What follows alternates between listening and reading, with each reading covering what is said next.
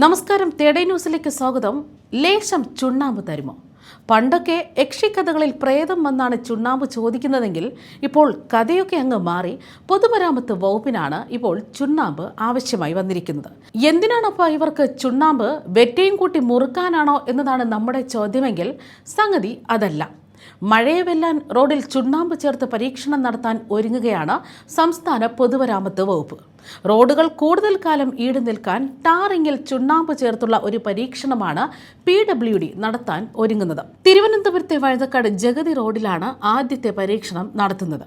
ഇത് വിജയമെന്ന് കണ്ടാൽ കേരളത്തിലെ എല്ലാ റോഡുകളിലും ഇത് വ്യാപകമാക്കും. ടാറിനൊപ്പം വെറും 2% മാത്രമായിരിക്കും ചുണ്ണാമ്പ് ചേർക്കുക. സംസ്ഥാനത്തെ റോഡുകളൊക്കെ മഴക്കാലത്ത് തകരുന്നതിന് ഒരു കാരണം മെറ്റലിലെ അസിഡിറ്റിയാണ് എന്നതാണ് കണ്ടെത്തിയത്.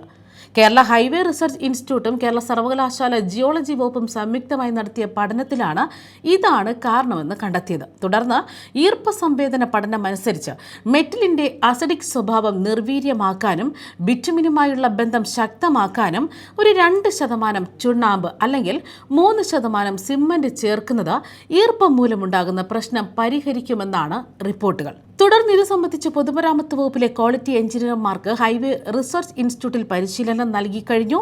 തലസ്ഥാനത്ത് ഇത്തരത്തിലുള്ള ആദ്യ റോഡ് നിർമ്മാണത്തിന് ടെൻഡർ നടപടികൾ ഉടൻ ആരംഭിക്കും.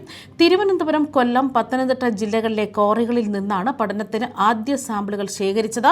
രണ്ടാം ഘട്ടത്തിൽ കോട്ടയം, എറണാകുളം, തൃശൂർ, മലപ്പുറം, വയനാട്, കോഴിക്കോട്, കണ്ണൂർ, കാസർഗോഡ് ജില്ലകളിലെ ക്വാറികളിൽ നിന്നും സാമ്പിളുകൾ ശേഖരിക്കും. ഇതിന് പിന്നാലെയായിരിക്കും ഇത്തരത്തിൽ ചുണ്ണാമ്പ് പരീക്ഷണം നടത്തുക എന്ന വിവരങ്ങളാണ് പുറത്തു വരുന്നത്. എന്തായാലും ചുണ്ണാമ്പിട്ടാലും ശരി, സിമന്റ് ഇട്ടാലും ശരി, ഒന്ന് ഈ റോഡ് നന്നാക്കി തരുമോ എന്നാണ് ജനങ്ങൾ പോലും ചോദിക്കുന്നത്.